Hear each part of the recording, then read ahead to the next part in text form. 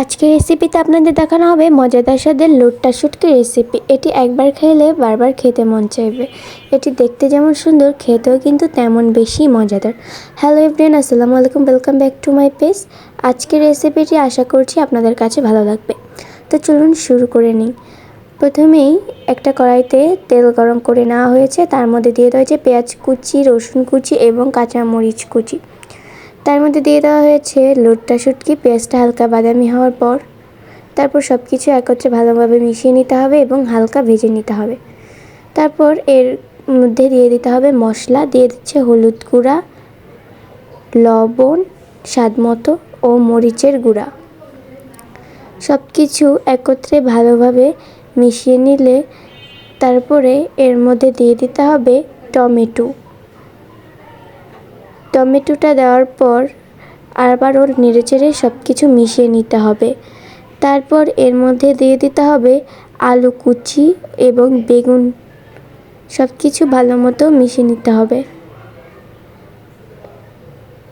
সব কিছু ভালো মতো মিশিয়ে নেওয়া হয়ে গেছে। দেখতেই পাচ্ছেন কালারটা কতটা সুন্দর হচ্ছে।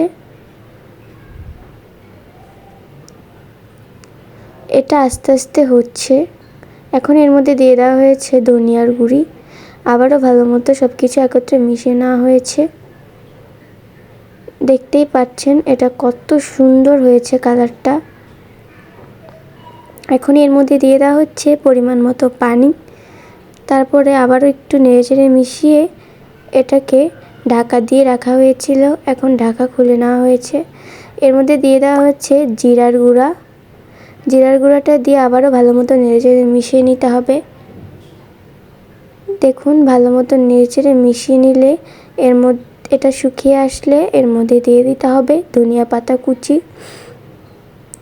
আবারও ভালো মতো সব কিছু একত্রে মিশিয়ে নিতে হবে। দেখুন শুটকি রান্না হয়ে গেছে। এখন এটি একটা প্লেটে সার্ভ করে নিলে রেডি হয়ে যাবে। আপনাদের কাছে রেসিপিটি কেমন লেগেছে অবশ্যই কমেন্ট বক্সে কমেন্ট করে জানাবেন এবং বাসায় ট্রাই করে খেয়ে দেখবেন কেমন মজা হয় খেতে। আর রেসিপিটি ভালো লেগে থাকলে লাইক কমেন্ট শেয়ার করে অবশ্যই পেজটিতে ফলো দিয়ে রাখবেন নতুন নতুন রেসিপি পাওয়ার জন্য। এই খাবারটি দিয়ে আপনি এক প্লেট ভাত অনায়াসেই শেষ করে ফেলতে পারবেন। আপনাদের কাছে আবারও বলছি, জানাবেন কমেন্ট বক্সে কমেন্ট করে যে রেসিপিটি কেমন লেগেছে। আজকের মতো এখানেই বিদায় নিচ্ছি। সবাই ভালো থাকবেন, সুস্থ থাকবেন। আল্লাহ হাফেজ।